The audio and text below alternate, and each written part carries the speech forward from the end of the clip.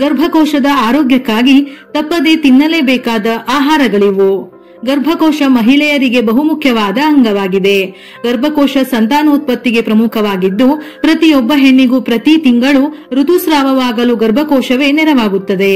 ಅಂಡಾಶಯದಿಂದ ಬಿಡುಗಡೆಯಾಗುವ ಅಂಡಾಣು ಗರ್ಭನಾಳದ ಮುಖಾಂತರ ಗರ್ಭಕೋಶಕ್ಕೆ ತಲುಪಿ ಅಲ್ಲಿ ವೀರ್ಯಾಣುವಿನ ಸಂಪರ್ಕಕ್ಕೆ ಬಂದಾಗ ಭ್ರೂಣವನ್ನು ಹಿಡಿದಿಟ್ಟುಕೊಂಡು ಅದರ ಬೆಳವಣಿಗೆಗೆ ಸಹಕಾರ ನೀಡುತ್ತದೆ.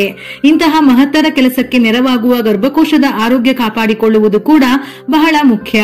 ಗರ್ಭಕೋಶ ಆರೋಗ್ಯಕರವಾಗಿದ್ದರೆ ಅನಿಯಮಿತ ಋತುಸ್ರಾವ, ಸೋಂಕುಗಳು, ಫೈಬ್ರಾಯ್ಡ್, ಗರ್ಭಕೋಶದಲ್ಲಿ ಉಂಟಾಗುವ ನೋವು, ಮುಟ್ಟಿನ ಸಮಯದಲ್ಲಿ ಸೆಳೆತ ಸಮಸ್ಯೆಗಳಿಂದ ದೂರ ಇರಬಹುದು. ಕೆಲವು ಆಹಾರಗಳ ಸೇವನೆಯಿಂದ ಅರಿವಿಲ್ಲದೆಯೇ ಗರ್ಭಾಶಯ ಹಾನಿಗೊಳಗಾಗಬಹುದು ಮತ್ತು ಫೈಬ್ರಾಯ್ಡ್ ಎಂಬ ಗಡ್ಡೆಗಳು ಬೆಳೆಯುವ ಮೂಲಕ ಅಪಾಯವನ್ನು ಇನ್ನಷ್ಟು ಹೆಚ್ಚಿಸಬಹುದು. ಇವು ಕ್ಯಾನ್ಸರ್ ಗಡ್ಡೆಗಳಲ್ಲದಿದ್ದರೂ ದೊಡ್ಡದಾಗಿ ಬೆಳೆದು ಅಪಾಯಕಾರಿ ಆಗಬಹುದು.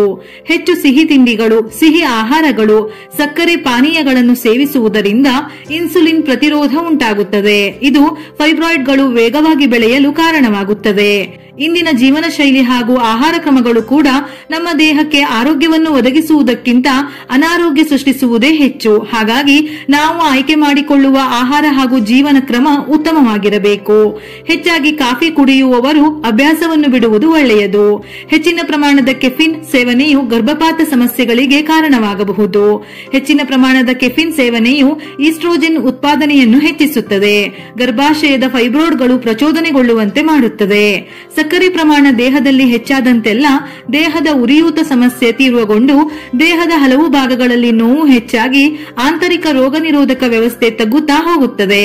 ಹಾಗಾಗಿ ಸಕ್ಕರೆಯ ಸೇವನೆಯ ಬದಲು ಶುದ್ಧವಾದ ಬೆಲ್ಲ ಸೇವನೆ ಮಾಡುವುದು ಒಳಿತು. ಅತಿಯಾದ ಸಕ್ಕರೆ ಸೇವನೆಯಿಂದ ದೇಹದಲ್ಲಿ ಉತ್ಪತ್ತಿಯಾಗುವ ಹಾರ್ಮೋನ್ಗಳು ಕ್ಷೀಣಿಸಿ ಸಮತೋಲನ ಕಳೆದುಕೊಂಡು ಯುಟಿರೈನ್ ಫೈಬ್ರಾಯ್ಡ್ ಸಮಸ್ಯೆ ಉದ್ಭವವಾಗಲು ಕಾರಣವಾಗುತ್ತದೆ. ಮಹಿಳೆಯರ ದೇಹದ ರಕ್ತದ ಒತ್ತಡವನ್ನು ನಿಯಂತ್ರಣ ಮಾಡಿ ಇನ್ಸುಲಿನ್ ಸೂಕ್ಷ್ಮತೆಯನ್ನು ಹೆಚ್ಚಿಸಲು ವ್ಯಾಯಾಮ ಅತ್ಯಗತ್ಯ. ಜೊತೆಗೆ ದೇಹದ ತೂಕ ನಿರ್ವಹಣೆಯಲ್ಲಿ ಮತ್ತು ದೇಹದ ಹಾರ್ಮೋನ್ಗಳ ಸಮತೋಲನವನ್ನು ಕಾಪಾಡಲು ಮಹಿಳೆಯರು ಪ್ರತಿದಿನದ ದಿನಚರಿಯಲ್ಲಿ ತಪ್ಪದೆ ವ್ಯಾಯಾಮ ಮಾಡಬೇಕು. ಮದ್ಯಪಾನ ಸೇವನೆಯಿಂದ ಆರೋಗ್ಯದ ವಿಚಾರದಲ್ಲಿ, ಅದರಲ್ಲೂ ಮಹಿಳೆಯರ ಆರೋಗ್ಯದ ವಿಚಾರವನ್ನು ನೋಡುವುದಾದರೆ ದೇಹದಲ್ಲಿ ಬಹಳಷ್ಟು ಬದಲಾವಣೆಗಳನ್ನು ಪರೋಕ್ಷವಾಗಿ ತಂದು ಮುಂದಿನ ದಿನಗಳಲ್ಲಿ ವಿಪರೀತ ದೈಹಿಕ ಯಾತನೆಯನ್ನು ಅನುಭವಿಸುವಂತೆ ಮಾಡುತ್ತದೆ. ಮದ್ಯಪಾನದಿಂದ ದೇಹದಲ್ಲಿ ಉರಿಯೂತ ಉಂಟಾಗಿ ದೇಹದ ತೂಕ ಹೆಚ್ಚಾಗುವಂತೆ ಪ್ರೇರೇಪಿಸಿ ಹಾರ್ಮೋನ್ಗಳ ವ್ಯತ್ಯಾಸ ಮತ್ತು ಅಸಮತೋಲನತೆಗೆ ಕಾರಣವಾಗುತ್ತದೆ. ಹೀಗಾಗಿ ಗರ್ಭಕೋಶದ ಆರೋಗ್ಯ ಕಾಪಾಡಿಕೊಳ್ಳಲು ಬಯಸುವವರು ಇದರಿಂದ ದೂರ ಉಳಿದರೆ ಒಳ್ಳೆಯದು.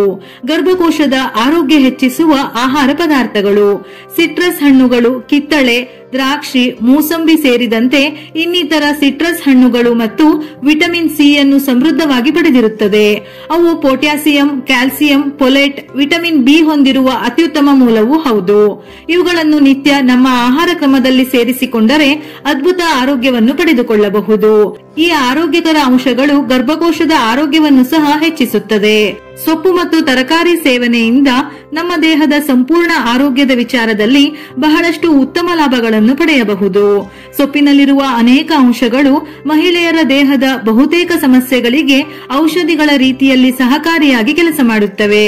ವೈಜ್ಞಾನಿಕವಾಗಿ ಹಾರ್ಮೋನ್ಗಳ ಸಮತೋಲನದಿಂದ ಹಿಡಿದು ಸೊಪ್ಪಿನಲ್ಲಿರುವ ಆಂಟಿ ಇನ್ಫ್ಲಾಮೇಟರಿ ಗುಣಲಕ್ಷಣಗಳು ಮಹಿಳೆಯರ ದೇಹದಲ್ಲಿ ಉಂಟಾಗುವ ಹಲವು ಸಮಸ್ಯೆಗಳನ್ನು ನಿವಾರಣೆ ಮಾಡಿ ಗರ್ಭಕೋಶದ ಆರೋಗ್ಯವನ್ನು ಹೆಚ್ಚಿಸುತ್ತದೆ. ಹಾಗಾಗಿ ನಿಮ್ಮ ಪ್ರತಿದಿನದ ಆಹಾರ ಪದ್ಧತಿಯಲ್ಲಿ ಮಾಂಸಾಹಾರಕ್ಕೆ ಬದಲಾಗಿ ಹೆಚ್ಚು ಹಣ್ಣುಗಳು, ಸೊಪ್ಪು ಮತ್ತು ತರಕಾರಿಯನ್ನು ಸೇವಿಸುವ ಅಭ್ಯಾಸ ಇಟ್ಟುಕೊಂಡರೆ ಒಳ್ಳೆಯದು. ಪ್ರತಿನಿತ್ಯ ಸಾಧ್ಯವಿಲ್ಲವೆಂದರೂ ವಾರದಲ್ಲಿ 2 ರಿಂದ 3 ಬಾರಿಯಾದರೂ ನಮ್ಮ ಆಹಾರದಲ್ಲಿ ಸೊಪ್ಪನ್ನು ಉಪಯೋಗಿಸುವುದರಿಂದ ಆರೋಗ್ಯದ ಜೊತೆ ಗರ್ಭಕೋಶವು ಸಮತೋಲನದಲ್ಲಿರುತ್ತದೆ. ದೈನಂದಿನ ಫೋಲೇಟ್ ಪ್ರಮಾಣವನ್ನು ಪಡೆದುಕೊಳ್ಳಲು ಇನ್ನೊಂದು ಉತ್ತಮ ಮಾರ್ಗವೆಂದರೆ ಬೆಣ್ಣೆಹಣ್ಣನ್ನು ಸೇವನೆ ಮಾಡುವುದು. ಹಸಿರು ಚರ್ಮದ ಹಣ್ಣಾದ ಇದು ವಿಟಮಿನ್ ಕೆ ಯನ್ನು ಸಮೃದ್ಧವಾಗಿ ಪಡೆದುಕೊಂಡಿರುತ್ತದೆ. ಇದು ಹಾರ್ಮೋನ್ಗಳ ಸಮತೋಲನವನ್ನು ಕಾಯ್ದುಕೊಳ್ಳುವುದರ ಮೂಲಕ ದೇಹಕ್ಕೆ ಅಗತ್ಯವಾದ ಪೋಷಕಾಂಶವನ್ನು ನೀಡುವುದು. ರಕ್ತದೊತ್ತಡವನ್ನು ನಿಯಂತ್ರಿಸುವಂತಹ ಪೊಟ್ಯಾಸಿಯಂ ಅನ್ನು ಸಹ ಹೊಂದಿದೆ. ದೇಹಕ್ಕೆ ಅಗತ್ಯವಾದ ಎಲ್ಲ ಪೋಷಕಾಂಶಗಳನ್ನು ಒದಗಿಸಿ ಗರ್ಭಕೋಶದ ಆರೋಗ್ಯ ಹೆಚ್ಚಿಸುತ್ತದೆ. ಕಡಿಮೆ ಪ್ರಮಾಣದ ಕೊಬ್ಬನ್ನು ಹೊಂದಿರುವ ಡೈರಿ ಉತ್ಪನ್ನಗಳು ಆರೋಗ್ಯಕ್ಕೆ ಉತ್ತಮ ಆಯ್ಕೆಯಾಗಿರುತ್ತದೆ. ಇವು ನಮ್ಮ ಮೂಳೆಗಳ ಬೆಳವಣಿಗೆಗೆ ಬಲವನ್ನು ಹೆಚ್ಚಿಸುತ್ತದೆ. ಹಾಲು, ಬೆಣ್ಣೆ, ಮೊಸರು ಪದಾರ್ಥಗಳ ಹಿತಮಿತವಾದ ಸೇವನೆ ಮಾಡುವುದರಿಂದ ಫೈಬ್ರಾಯ್ಡ್ ಸಮಸ್ಯೆಯಿಂದ ದೂರ ಉಳಿಯಬಹುದು. ದೈನಂದಿನ ಆಹಾರದಲ್ಲಿ ನೀವು ಕನಿಷ್ಠ 50% ಧಾನ್ಯಗಳ ಆಹಾರ ಸೇವನೆಯನ್ನು ಮಾಡುವುದರ ಕಡೆಗೆ ಗಮನ ಇಟ್ಟುಕೊಳ್ಳಬೇಕು. ಅಂಟುರಹಿತವಾದ ಈ ಧಾನ್ಯವು ಪ್ರೋಟೀನ್, ಫೋಲೇಟ್ ಮತ್ತು ಸತುಗಳ ಉತ್ತಮ ಮೂಲವಾಗಿದೆ. ಇದರಲ್ಲಿ ಸಮೃದ್ಧವಾದ ನಾರಿನಂಶ ಇರುವುದರಿಂದ ಮಲಬದ್ಧತೆಯನ್ನು ತಡೆಯಬಹುದು. ಜೊತೆಗೆ ಉತ್ತಮ ಚಯಾಪಚಯ ಕ್ರಿಯೆಗೆ ಪ್ರೇರಣೆ ದೊರೆಯುವುದು. ನವಣೆ, ಅಕ್ಕಿಯಂತಹ ಧಾನ್ಯಗಳಿಂದ ಪ್ರೋಟೀನ್ ಪಡೆದರೆ ಫಲವತ್ತತೆ ಸುಧಾರಣೆಯಾಗುವುದು. ಅಲ್ಲದೆ ಗರ್ಭಧಾರಣೆಗೆ ಉತ್ತಮ ವಾತಾವರಣವನ್ನು ಸೃಷ್ಟಿಸುವುದು. ಇದು ರಕ್ತದಲ್ಲಿನ ಸಕ್ಕರೆ ಪ್ರಮಾಣವನ್ನು ನಿಯಂತ್ರಿಸುವುದರಿಂದ ಗರ್ಭಾವಸ್ಥೆಗೆ ಉಂಟಾಗುವ ತೊಡಕುಗಳನ್ನು ನಿವಾರಿಸುತ್ತದೆ. ವಾಲ್ನಟ್ ಅದ್ಭುತ ಬೀಜಗಳಲ್ಲಿ ಒಂದು. ಇದು ಉತ್ತಮ ನಾರಿನಂಶ ಮತ್ತು ಒಮೆಗಾ 3 ಅನ್ನು ಹೊಂದಿರುವ ಏಕೈಕ ಸಸ್ಯಾಹಾರಿ ಉತ್ಪನ್ನ. ಅಧಿಕ ಪ್ರಮಾಣದ ಮೆಗ್ನೀಷಿಯಂ ಅನ್ನು ಹೊಂದಿರುವ ಇದು ಪ್ರೊಜೆಸ್ಟಾರ್ನ ಉತ್ಪಾದಿಸಲು ಮತ್ತು ಗರ್ಭಾಶಯಕ್ಕೆ ರಕ್ತ ಪೂರೈಕೆ ಮಾಡಲು ಸಹಾಯ ಮಾಡುತ್ತದೆ. ಗರ್ಭಾವಸ್ಥೆಯಲ್ಲಿ ಇರುವಾಗ ಮೊದಲು ತ್ರೈಮಾಸಿಕದ ಆರೋಗ್ಯ ಸಮಸ್ಯೆಗಳನ್ನು ಸುಲಭವಾಗಿ ನಿಯಂತ್ರಿಸುವುದು. ಅಧಿಕ ಕ್ಯಾಲೋರಿಯನ್ನು ಹೊಂದಿರುವ ವಾಲ್ನಟ್ ಅನ್ನು ದಿನಕ್ಕೆ 2 ಟೇಬಲ್ ಚಮಚದಷ್ಟು ಮಾತ್ರ ಸೇವಿಸಬೇಕು. ಸಾವಯವ ಮೊಟ್ಟೆಯಲ್ಲಿ ಅಧಿಕ ಪ್ರಮಾಣದ ಜೀವಸತ್ವಗಳು ಮತ್ತು ಖನಿಜಗಳು ತುಂಬಿರುತ್ತವೆ. ಇದರಲ್ಲಿ ಇರುವ ಕೊಲಿನ್ ಗುಣಗಳು ಅಮೈನೋ ಆಮ್ಲ ಕೋಶದ ಗುಣಮಟ್ಟವನ್ನು ಸುಧಾರಿಸುತ್ತದೆ. ಫೋಲೇಟ್ನಂತೆ ಮೆದುಳಿನ ಬೆಳವಣಿಗೆ, ಜನನಾಂಗದ ದೋಷಗಳನ್ನು ನಿವಾರಿಸುತ್ತದೆ.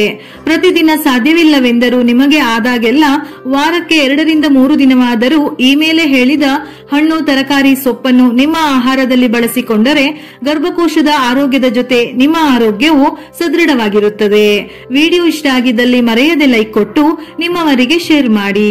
ಇದೇ ರೀತಿಯ ಮನಮುಟ್ಟುವ ಉಪಯುಕ್ತ ಮಾಹಿತಿಗಳಿಗಾಗಿ ಮತ್ತೆ ಭೇಟಿಯಾಗೋಣ.